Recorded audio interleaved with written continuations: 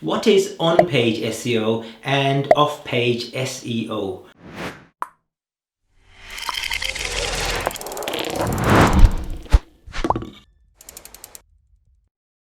So SEO, short for search engine optimization, is a process of getting your website listed within the organic section of Google by conducting various activities and without using paid traffic.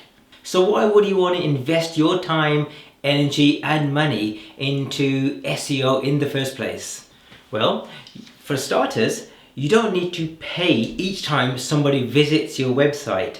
You're at the mercy of Google's algorithm to determine who gets listed for a particular search and at what position they get listed in.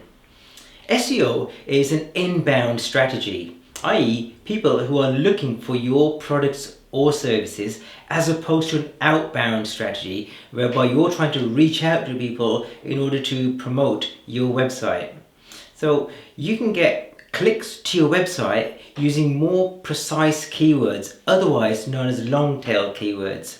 For example, if someone's looking for a TV, one of your keywords could be best 40-inch smart TV. And with SEO, you would pick up these types of long tail keywords. So the other advantage of SEO is that you get long-term rankings. In other words, that you can be on the first page of a search engine such as Google for years and years to come by putting minimal effort into maintaining that listing. So how do you get your website listed within the organic section of search engines such as Google in the first place? The simple answer is you need to conduct a series of on-page SEO activities as well as off-page SEO activities. So both are equally as important, and I'm going to go into detail about each one of these to give you a bit of a flavour of what both consist of and what the differences between both are. So let's start with discussing on-page SEO. On-page SEO is also known as on-site SEO. Same thing, just different terminology. So these are changes that you make to your website so that when a search engine visits your website, the search engines are better able to understand not just what your website is about, but what specific pages on your website are about. So for example, if you have a page about best 40-inch smart TV, when a search engine visits that page, they must instantly know what that page is about. In this way, search engines are better able to match what the user has searched for and see if your page is the most suitable fit which a search engine can serve to that user. So now I'm going to discuss with you a few different ways of conducting on-page SEO. Now do remember, this is not a comprehensive guide on how to optimize your website. That we will save for another show, but this will give you a flavour of the difference between on-page SEO and off-page SEO. As a first point of call, it's absolutely imperative you know for each one of your products or services, decide on your keywords. So what I mean by that is for each of your products or services, it's important to know what keywords or what are going to be your main primary focused keywords that you're going to be using to target those pages or sections of your website. So you can use tools such as Google Keyword Planner or Ubersuggest to research your keywords and to find the best suitable keywords which you can then start promoting. Title tags. Now your title tags are what is shown on the Google search engine results pages, otherwise known as SERPs, when a user conducts a search. So these are the clickable links that you see, so people can read them and decide whether they want to click on that link or not. So it's really important to make sure that you have a well-constructed title page that contains your main keyword within it. I usually say have your main keyword or keywords towards the start of your title tag as opposed to the end of your title tag. Title tags are typically between 55 and 60 characters. That's a good length to have for a title tag. At the same time, please avoid keyword stuffing. Keyword stuffing is if, again, using the example of a smart TV, if you put smart TV everywhere, that's not a good thing to put, because you're not giving the user a good experience, and soon you will be caught out, and Google will soon know that, hey, all you're doing is just spamming keywords. So make it quality. Headings. So make sure you've got good headings within your pages, especially within your key pages for your products or services. So in terms of on-page SEO, they are known as H tags. H tags range from H1 to H2 to H3 and so on. H1 being your most important title. So for example, if you've got a page for best 40-inch smart TV, then your H tag will be, or could be, best 40-inch smart TV. So think of these as main and subtitles for your pages. If you're using a good editor, such as like WordPress or Shopify, you can easily highlight your text and just simply choose that this is my H1 tag, or this is my H2 tag, or H3 tag, and so on. It's actually good practice to aim for one H1 tag and multiple H2 or H3 tags. Page content. Your page content is what users will see when they visit your page. Not only will users see what page content you have, but also search engines will actually come and read your pages to determine the quality of that page when assessing its rankings. In other words, what position you want to appear at. So it's important to have good quality content, make it useful and educational. Have a reasonable amount of content. So I always advise have at least 500 words on your page. If you can have more, then great, but as an absolute minimum, have 500 words so that when search engines are reading your page, they better understand what that page is all about.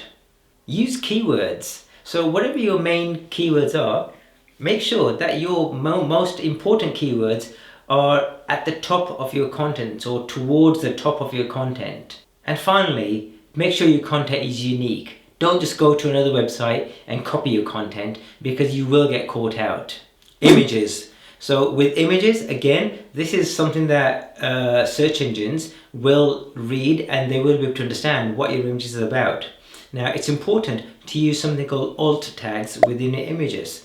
So alt tags is what search engines will read. So alt tags is basically alternative text. So if you have an image about a 40-inch TV, make sure you put an alt tag on it for 40-inch smart TV.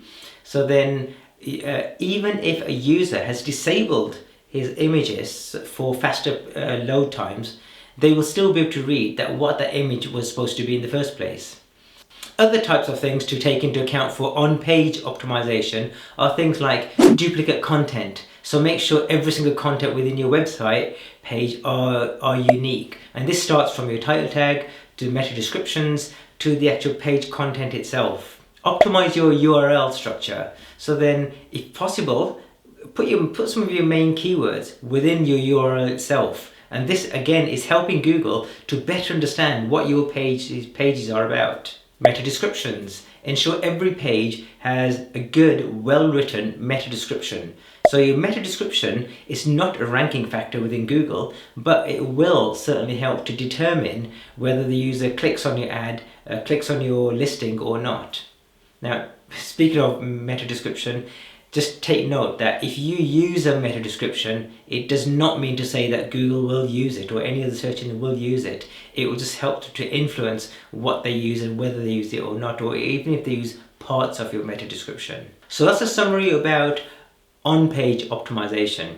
Now I'm going to tell you a little bit about off-page optimization or off-page SEO to help you better understand the differences between the two. So off-page SEO are the activities that are conducted outside your website, which then influence search engines such as Google to determine how they rank your website. Essentially, we're trying to provide quality links and references to your website by other website platforms or other blogs and so on. So now let me give you a few examples of some off-page SEO activities that you can conduct.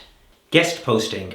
So guest posting is whereby you reach out to other webmasters requesting their permission to write a blog on their website with a reference to your own website or a page on your website. Could be a long and tedious type of process that you're going to go through, but if you can find webmasters who have got a well-established blog or website, this could then pay you dividends. According to HubSpot, businesses that blog generate an average of 97% more inbound links and 55% more site visitors. Create good quality shareable infographics.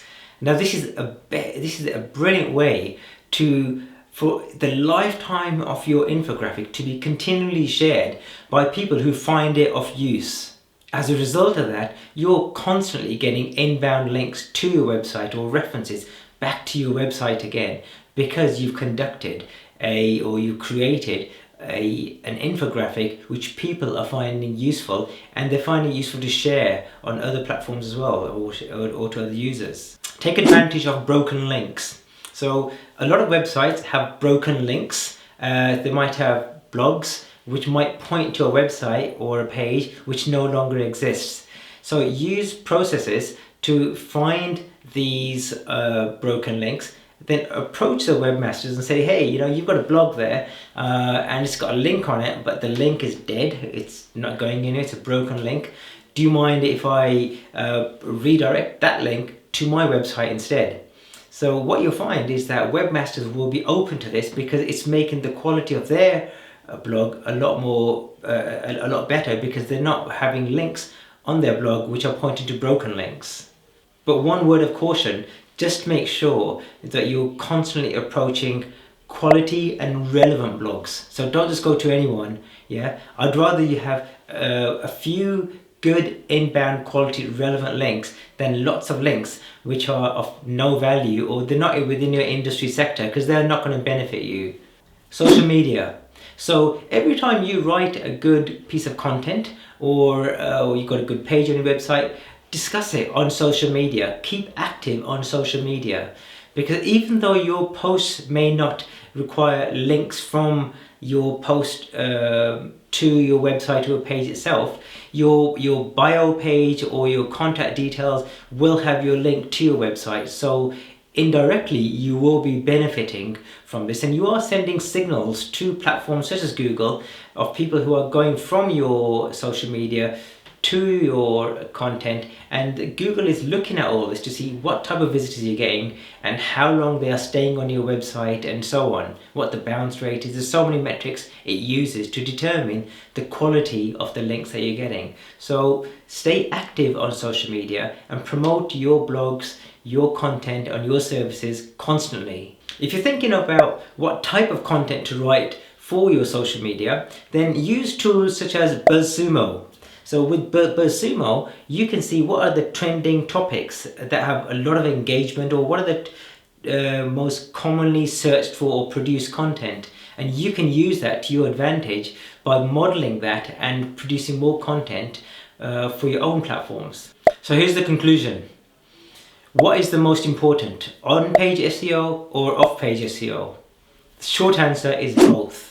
You cannot do one without the other. In order to do good SEO, you need to conduct both activities on a continual type of basis. You need to make sure that your website is well optimized all the time, and you've got good quality content on there, which is constantly being fed to your website. So you're not just creating content and leaving it alone. You're constantly creating new, fresh content and optimizing it at the same time. Likewise, you're conducting off-page activities in order to get quality inbound links which are organically grown. So you're not going to link farms, or you're not paying for these links. You're writing content and sharing content which people are going to naturally share because they find it of use. So avoid buying links. Avoid any dodgy quick win link building strategies, because eventually you will get penalized for these. Just provide quality content and a quality user experience. You got to remember, SEO is a long-term strategy. There are no real quick wins. Consistency is the key. Offer your users the best user experience. So that's it, guys. What type of SEO on-page activities or off-page activities are you conducting which you find that is working absolutely brilliantly for you? Because I know that there's a lot of people out there and it's like, oh my god, where do I start? So your comments will be really appreciated. At the same time, if you did find this video useful, please comment, share or subscribe, whichever this platform demands. And for those of you who might be considering additional strategies which you might like to implement within your business, I've also got a guide on Google Ads. You can go to ppcebook.com and download my guide, which will show you how to build a successful Google Ads campaign right from day one. Thank you, and I look forward to seeing you guys soon. Take care.